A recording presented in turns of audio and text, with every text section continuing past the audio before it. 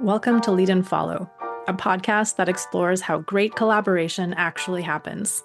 I'm your host, Sharna Fabiano, author of the book Lead and Follow, The Dance of Inspired Teamwork. And I'm pleased to bring you the latest research, insights, and learning methods to help you work together better with the people around you.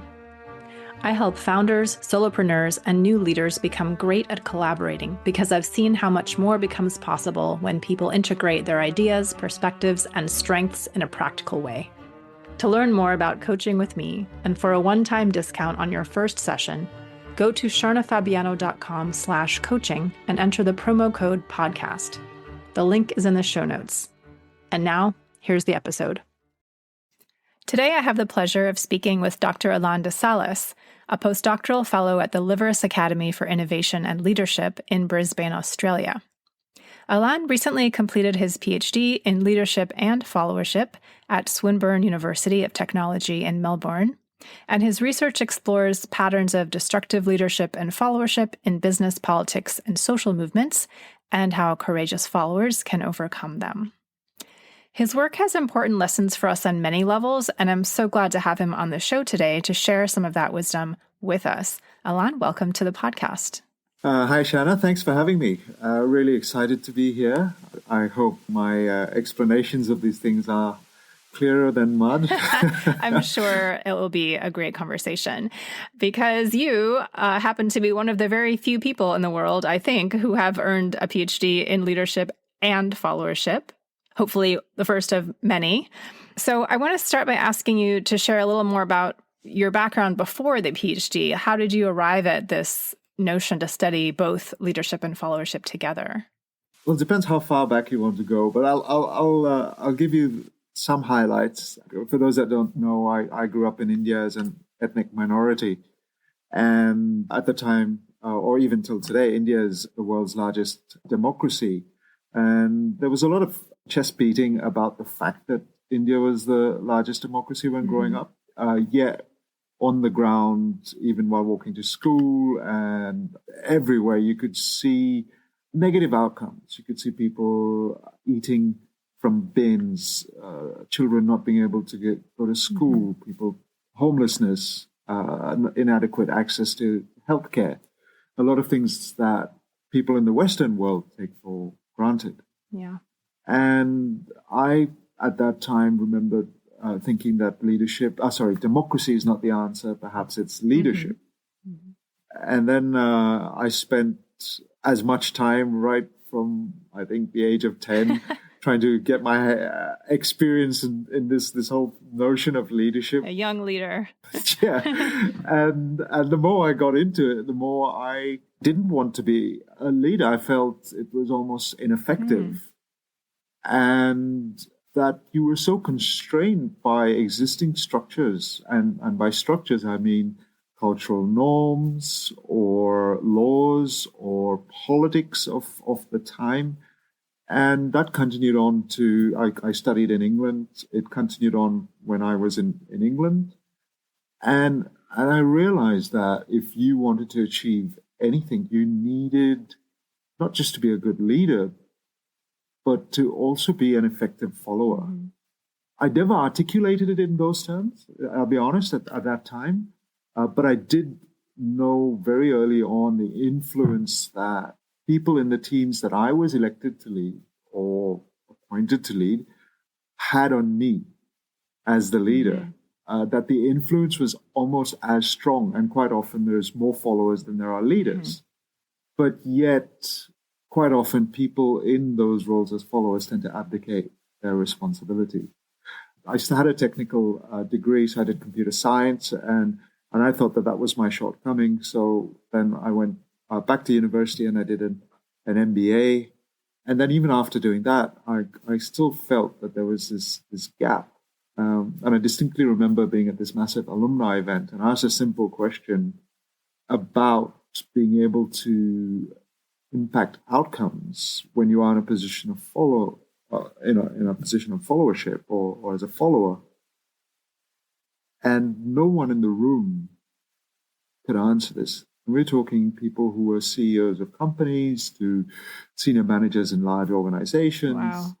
all with MBAs. What a moment, what a moment. I'm also kind of struck by your journey, thinking like leadership's the answer and like technical knowledge is the answer. And I feel like that almost mirrors what we've all been doing for the past, 40 years or so. And, assuming that all the answers lie there when actually the lived experience is somewhat different, right? As you're realizing, I found it so interesting that you described the feeling of being a leader as almost restrictive, that you were so much more aware of how the people following you were impacting you versus the other way around. In the PhD, one of the biggest things is that I discovered, at least in the followership research, is that we romanticize leaders.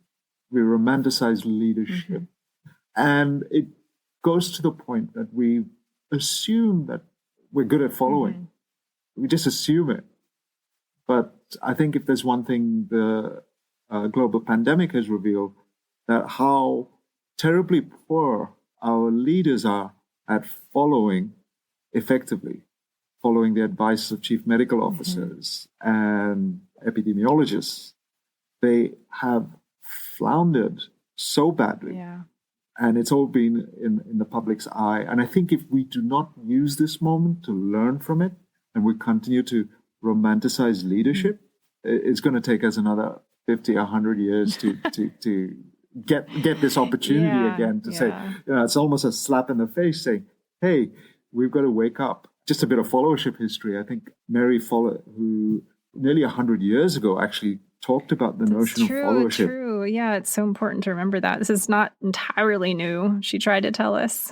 And she was a woman, so guess what? The male intelligentsia of the day ignored her. They dismissed her. She was sidelined. So we've effectively wasted 100 years. Oh my gosh. That's a sobering thought, Alain. Yeah. So let's get into your research, which is, I think, actually a big part of this opportunity you're describing, because you've just identified some really important keys.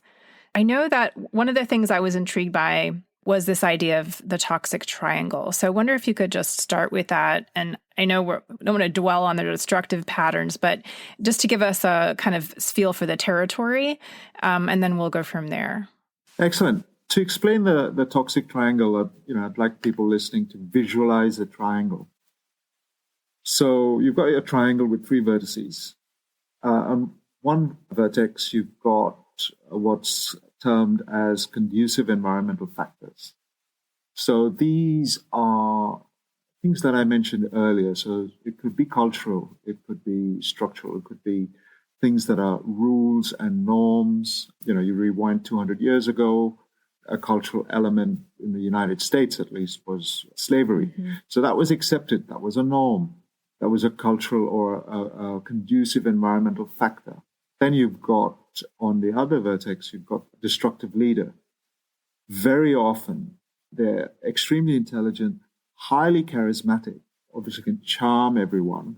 And there's also other patterns to look out for. So they're narcissistic. And if we're talking at the extreme end, they could have an ideology of hate. And then on the third vertex, we've got a group called susceptible followers. And I'll just break them down into two meta groups. Yeah, great. One group are colluders. So they actively believe in what the destructive leader is doing. They're also very ambitious. Sometimes they're more extreme than the destructive leader themselves. And the other group, you've got your conformers. So they also look at things out of self-interest, but quite often they underestimate the impact of the destructive leader's agenda. If you visualize this, it could be a person who's just like, sees their boss doing something really bad, doesn't really want to stand up because they're afraid to lose their job and they've got a wife and kids to support. So, or a mortgage to pay. So, they could conform because of those other factors. But collectively, the conducive environment, the destructive leader, and your susceptible followers together form what's called the toxic triangle that leads to destructive outcomes. And destructive outcomes could be anything. There's varying levels of harm. one end of the spectrum would be maybe workplace bullying that has an impact on people's mental health.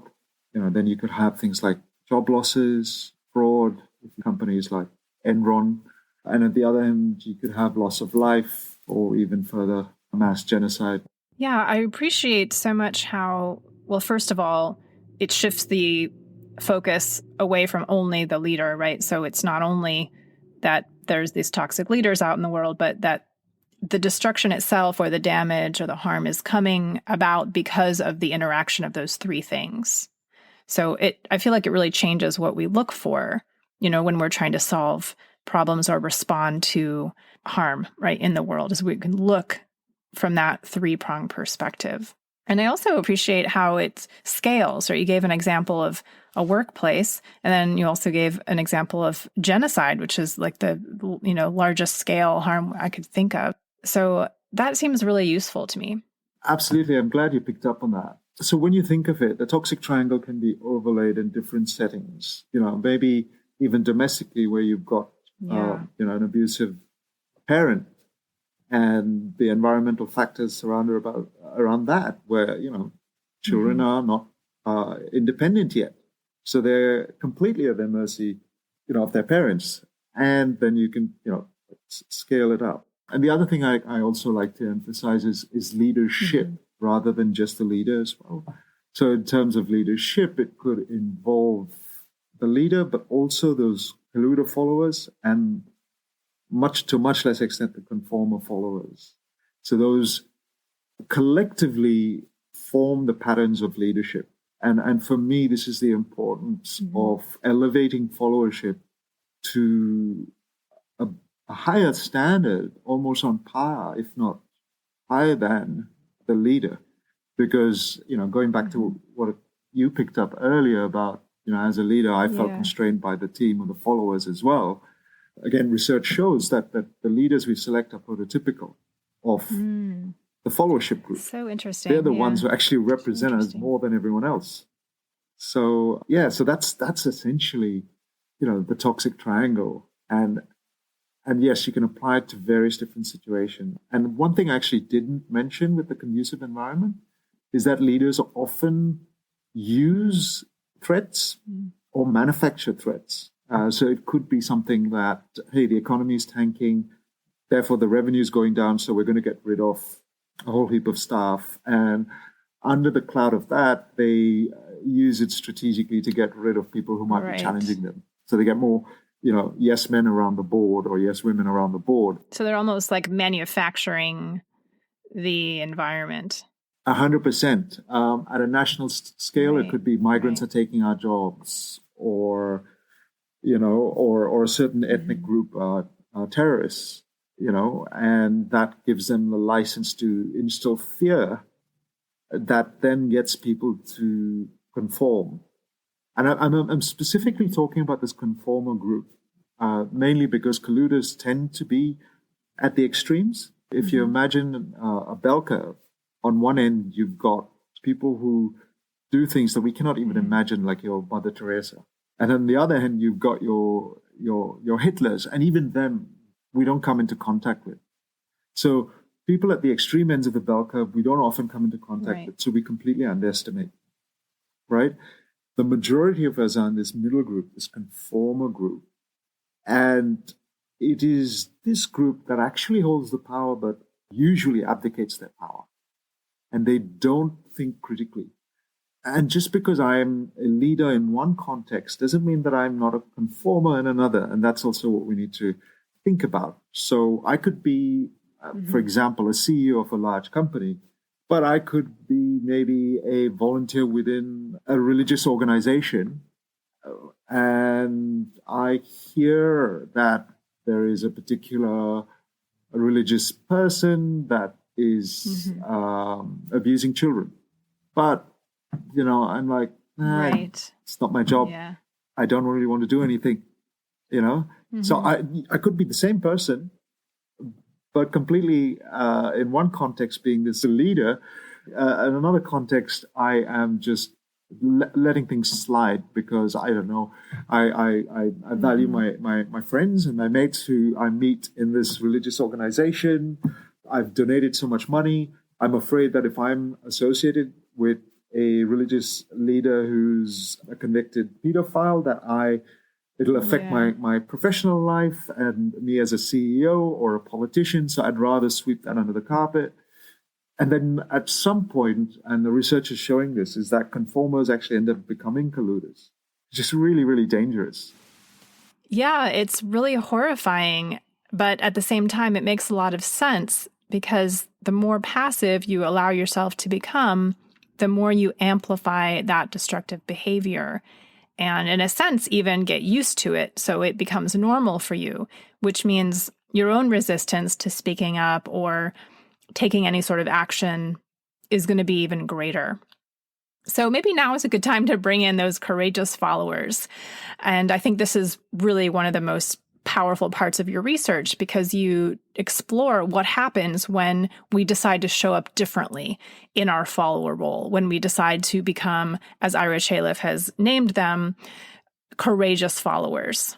So what happens when courageous followers enter into this triangle? So destructive leadership is hard to recognize, right? And sometimes we might be in it, but just not know it yet. And if we're not actively contributing to it, I'm going to say we're conforming, right? So it's a pretty hard pill to swallow for all of us. But I think it's an important one because it raises the awareness of the fact that if we're not actually doing something to mitigate destructive outcomes, we're contributing to it. Yeah, that just reminds me of, I believe it was Howard Zinn who wrote, "You can't be neutral on a moving train." That's right. And you really, really have to think critically to use your agency. So imagine now you're situated within this toxic triangle. So my research was like, and let's say assume that you're not conforming and you want to do something about it, but maybe you're not in a role or a position of a title, let's say, within an organization to do anything about it. So what do you do? So I looked at the concept of courageous followership, where you don't have all the typical bases of power that are associated with leaders, but you do still have your agency. Unless you are, physically restrained or mentally challenged, you always have your agency, and that's something that I think is really, really important. So if you imagine you're the courageous follower, you want to know what to do. I tried to look at different patterns of behavior to see how courageous followers could shift this power balance against the destructive leadership to improve outcomes. And what I found is that they essentially need to move this middle group, these conformer followers, from conforming to also start to use their agency. And the patterns over time, with a lot of effort and a lot of work, showed that there are conformer followers who start to behave courageously. And I looked at several historical cases spanning decades across politics, social movements, and business to try and see if there was a repeatable set of actions that people who successfully challenged destructive leaders did. An important question to ask. Very important question. And the answer was yes, there was. And there were actually 7 behaviors that people did very often. And I'm going to start with, great. And I'll describe them. And I'll start with the first one, which is actually something that most of us do, but it's something that you need to not do immediately. It's usually our go-to behavior, which is confronting internally, and I prided myself on being really, really direct. You have a destructive leader or a boss that's sort of going off the rails, and the gut instinct is to go and, I'm just going to go into the office and speak my mind, right? Yeah. Or even, even if it's not the gut instinct, I would say a lot of us probably think it's either that or nothing. Either I confront them or I can't do anything. Absolutely. And I'm saying that there is a third alternative, which is build up your power bases. So one of the first things that you need to do is what I call marshalling credible evidence, which is nothing more than starting to carefully curate and collect evidence that can be seen by a neutral observer to be factual in nature, can be seen by the leadership also to be factual in nature, right? So if you don't have that evidence, then it's just sort of a he said, she said scenario, and your power bases are not as strong as the people in positions of leadership. So carefully curate it and make sure that you put yourself into a neutral third party's position and say, well, would that neutral third party believe that this is significant enough or not? I'm not talking about leaking evidence yet. I'm not talking about any of those things. Just talking about, starting to curate that. So that is really, really important. And I think that once you've got your evidence, you then need to do what I termed as perspectivizing, which is a academic term for basically reframing the argument or trying to convince someone else of the fact that, hey, this is an issue, and because of these reasons, and guess what? I've got evidence to back it up. Yeah, I can totally see how the evidence curation, can even like for myself, I'm thinking if I do that, it's going to convince me even more that I'm, correct in my perceptions, right? Which then makes it easier to communicate to someone else. 100%. Something I didn't necessarily discuss in my thesis was this concept of self-perspectivizing. Yeah, self-perspectivizing. And a lot of successful followers actually had this almost a splintering of their lives when they made this call. They had this internal conflict among themselves because quite often they believed in what the leader was doing. They believed in what this movement was about with their hearts and minds. It took a tremendous amount of courage to take a look in the mirror and say, this isn't right. I use the case of Daniel Ellsberg, my who goodness. leaked the Pentagon Papers. Change history. Change history. He actually sobbed when he realized that what he had spent his entire career advising Robert McNamara, and he was so close to it all. And then suddenly he actually did a trip to Vietnam and said, oh my God, I can't believe we're doing this to actual people. This change, and it was a process. It's not a light bulb moment. Often it can be, but it's often not. It's a slow process where, and this I think is really, really important, is you've got to work really hard on yourself to start to think critically, to look at multiple avenues and multiple perspectives, to weigh all this evidence out. So I think, what you just said, Sharna, is absolutely important, because if you haven't convinced yourself, you're not going to convince anyone else. And not based on the spin or the latest tweet or news headline, but actually looking at it. And I think this takes a little bit of effort, which is why a lot of times people absolutely don't do it. Right. I'm going to call a spade a spade. We're just lazy. We're just lazy most of the time, right? We are far more willing to sit on our hands and do nothing than to be proactive. But the results will always, bite us in the behind, whether it happens straight away because we're acting courageously, or whether it's a longer feedback cycle and, I don't know, we end up losing our jobs. They will always come back, or our reputations get tarnished, or, I don't know, you sit by and the child abuse tends to continue, or you elect the wrong president. Yeah.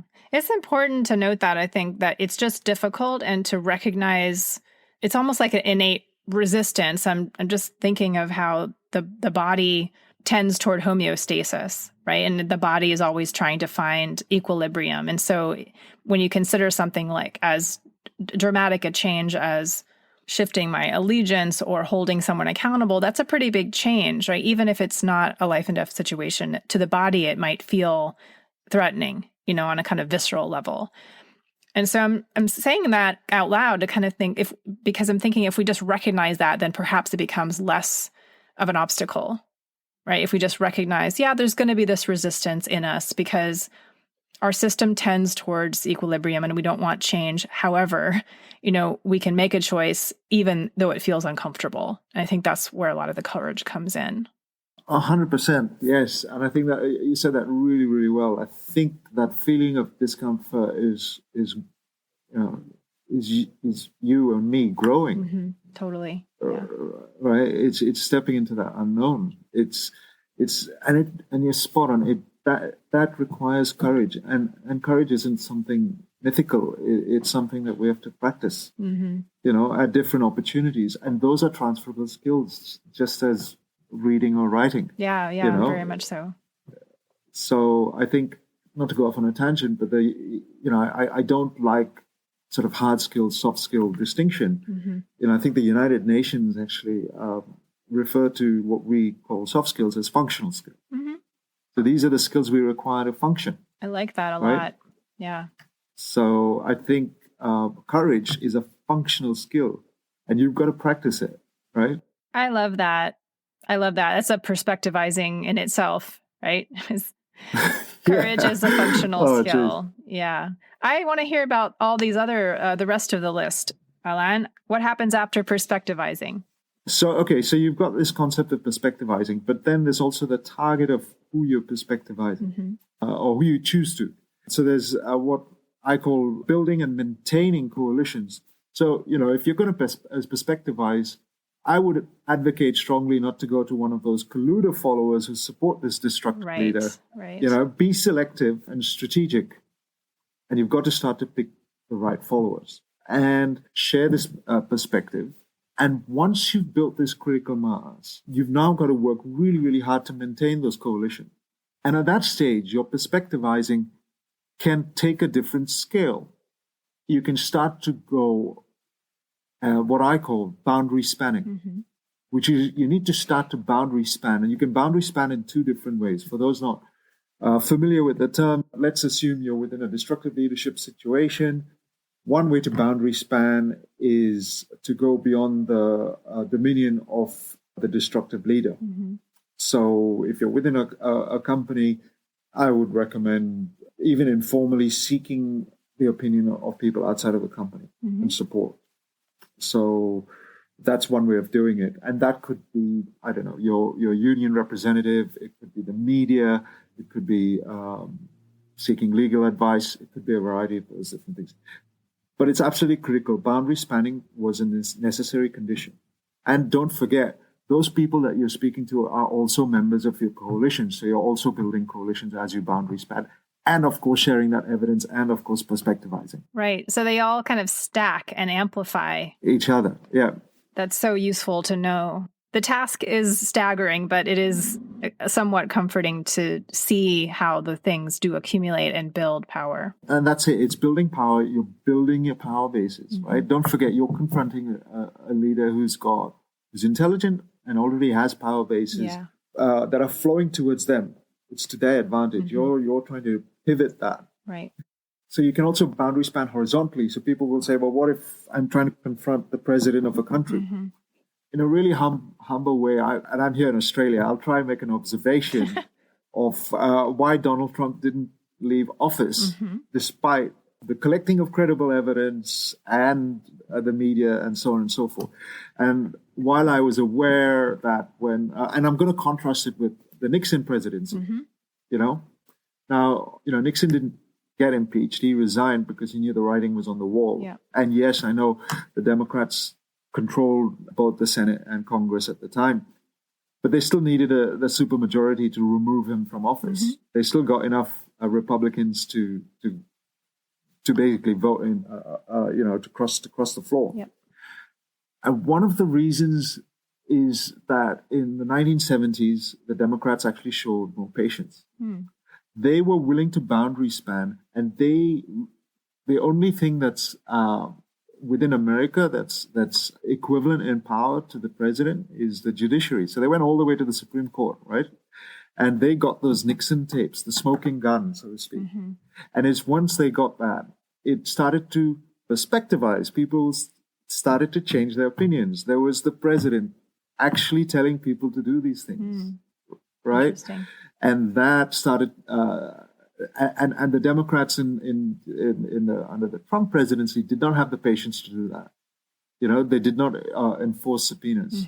They didn't actually get the documents, that the so-called perfect phone call. Right. They never actually went as far as going all the way to the Supreme Court. They were more worried about politicizing everything during, the year of the re-election, the presidential re-election, rather than doing what was right, which was actually getting to the truth. And if you just focus on doing what is right, you'll get the right outcome. And I'm here in Australia. I'm not going to say whether the right outcome was keeping Trump in office or not. All I'm saying is that they didn't pursue the truth. And this is the last element of those 7, which is, there's 2, is intensifying. So this is an element of grit, right? The more that the destructive leaders aren't going to go away quickly. Right. So you've got to intensify your efforts. You've got to intensify your evidence building, collecting of evidence, your coalition building, your perspectivizing, your boundary spanning. And it's iterative. So you've got to keep repeating that process. And there's one thing above all, and this is important. Once you've collected your power bases, is you've got to do something it's a word I coined in my thesis called Rubiconizing. So it's basically from Julius Caesar's crossing of the Rubicon. Yeah. Right? So you've got to cross the Rubicon. You've got to commit decisively to at some point you're saying, hey, you know what? I'm going to stand up for this because, and I'm willing to bear the consequences, whatever those consequences might be. And I think that while quite often people will overestimate the short-term pain, they often underestimate the long-term pain. The long-term pain of not standing up, right? Yeah, it's so interesting to view those through this lens in terms of the process of what happened, how evidence was or was not gathered and then shared out with the public, how long or how short that process was, and so forth. Because as you're saying, the perspectivizing, right, the changing of people's understanding takes time, and it also requires boundary spanning, stepping across the lines of, say, politics, business, academia, community groups, etc. There simply might not have been enough time during the Trump impeachment for that to happen, right? For that perspectivizing and boundary spanning to do their work. As you're describing this, I'm reminded of another podcast that I listened to. It's called Gaslit Nation, and it's hosted by 2 incredibly courageous journalists. I would name them incredibly courageous followers, Sarah Kendzior and Andrea Chalupa. They report on corruption and rising autocracy, both in the US and abroad. And one of the themes in their reporting is exactly what you're saying, the need for thorough, lengthy, extensive, time-consuming, very public investigations or sharing out of the evidence, radical transparency. They argue, as you are now, that the time required for that is worth it, even that it's essential in order to have a chance at holding anyone accountable for their actions. I also feel like it must be said that, of course, we will never know whether a longer process with public hearings and subpoenas and so forth would have made a difference to the outcome in this case. We just don't know. However, it's still really instructive to look at this in terms of the sequencing you've laid out and to notice where effort was spent or in some cases not spent. Yeah. No, look, and it's far from me to comment on the internal going-ons of domestic politics in the United States, being all the way here. But at the same time, being all the way here, the emotion from it is taken out, and I was sort of observing it neutrally, or as neutrally as I could. And ironically, at the time, I was actually studying Watergate. I was actually looking through these behaviors and seeing how there was no patience on the Democrat side this time. They just want to rush it, and when you rush that, you're actually affecting, you're adversely affecting perspectivizing, because people then feel that there wasn't enough due diligence, right?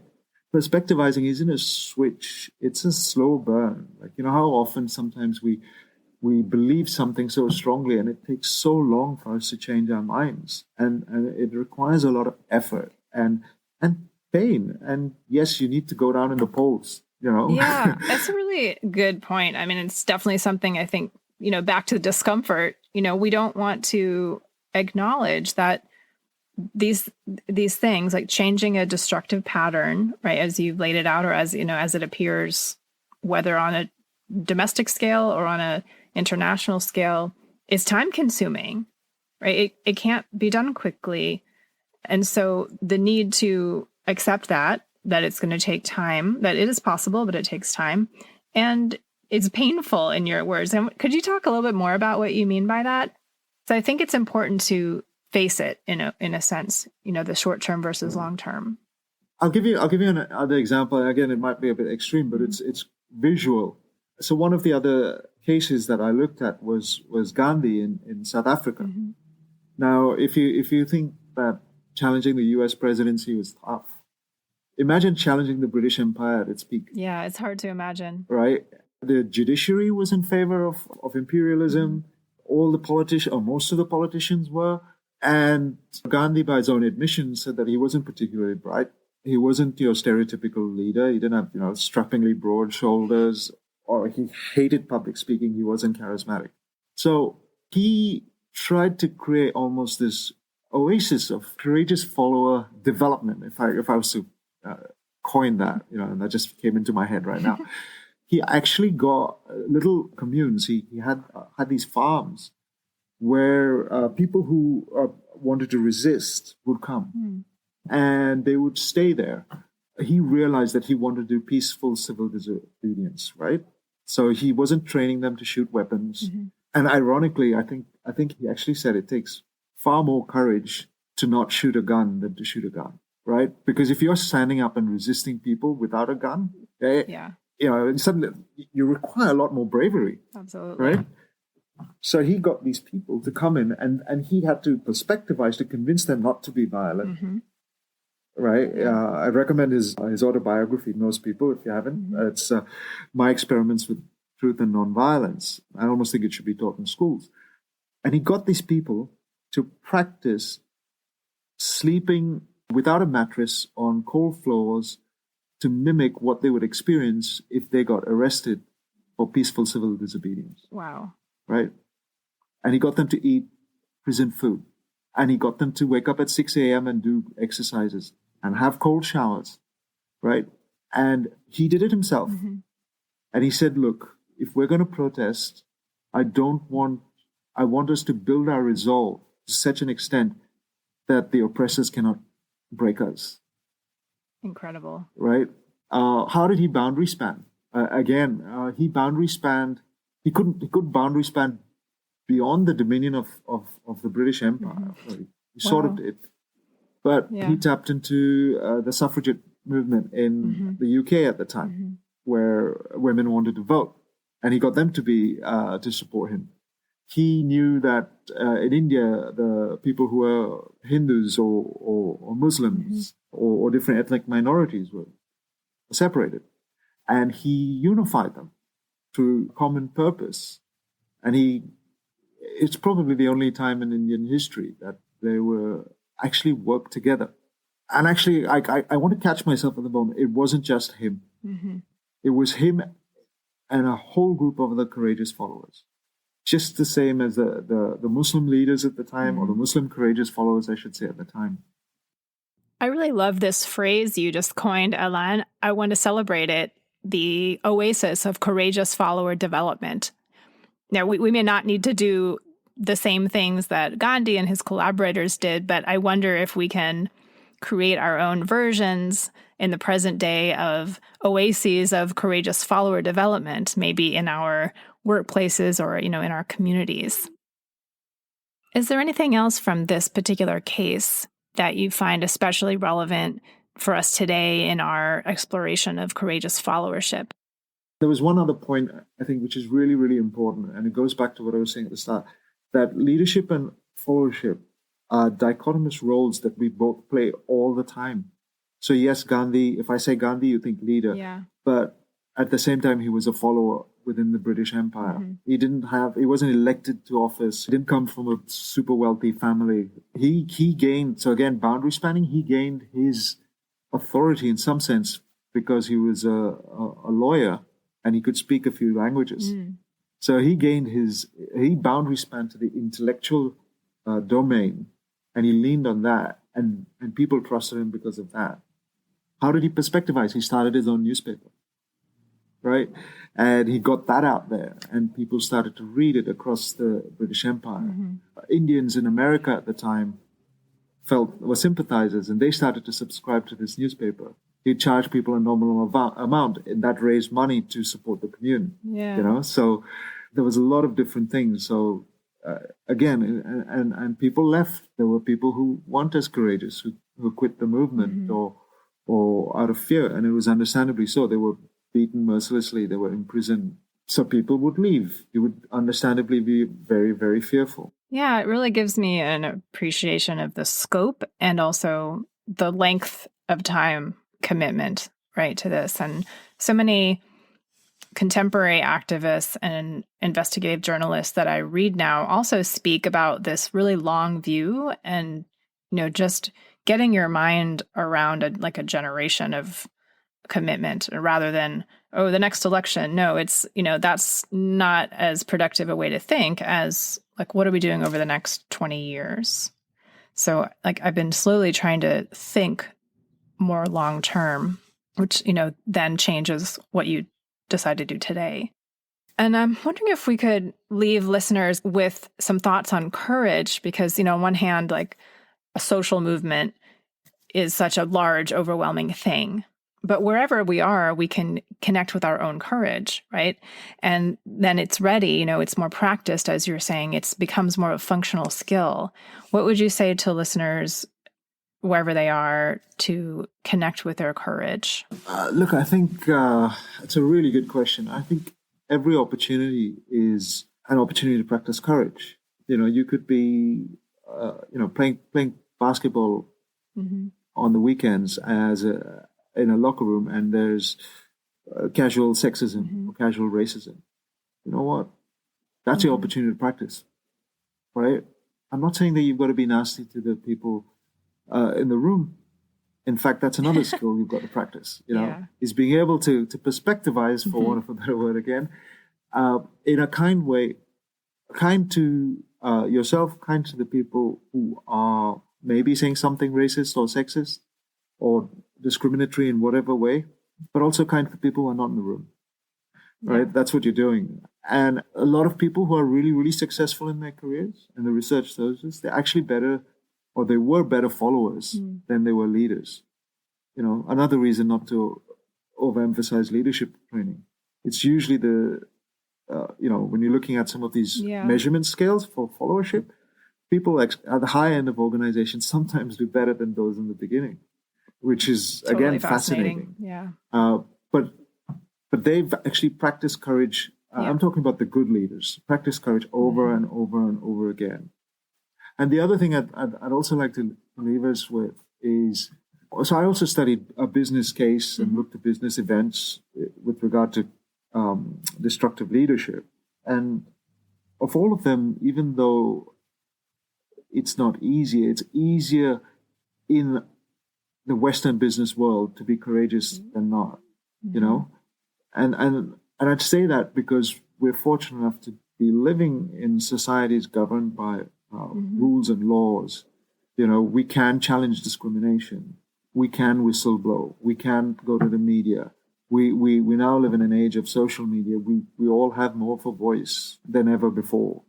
And I think that it's a lot easier if you're within a business setting, At the same time, I also believe that quite often in business settings, authoritarianism tends to rear its head, because even though we live in larger democratic societies, businesses are often run in an autocratic fashion. We don't vote for our managers. We don't vote for their bonuses. Right. We don't vote for their promotions, right?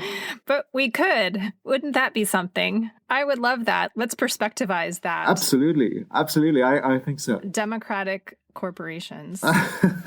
Yeah. Alain, I want to thank you so much for sharing this research with us. And in fact, thank you for doing the research. I so much appreciate how practical it is, how easy to understand it is, and how it kind of pulls back the curtain on any level of toxic triangle that we might be looking at, whether it's the very small scale domestic or whether the very large scale national or international. It's so valuable to have that sequencing and to be able to see what's required in order to interrupt that kind of harm. I know you're looking for collaborators for potential new research projects, and some listeners might want to reach out to you to ask further questions or just to find out what you're doing. So what's the best way for them to get in touch with you? Yeah, sure. Happy for people to reach out to me on LinkedIn, so just find me by my name. I'll be sure to put that in the show notes as well. Thank you once again for sharing your stories and your insight with us. I always learn so much when we speak, so I very much look forward to the next time. Best of luck until then. Thank you for having me on, and all the best with the podcasting. You have been listening to the Lead and Follow podcast. Special thanks to Glover Gill for composing our music, and a huge thank you to all of you who support the show. It really means a lot. If you enjoyed this episode, please share it with a friend or consider joining the Lead and Follow fan club for as little as $3 a month. There's a link at the bottom of the show notes.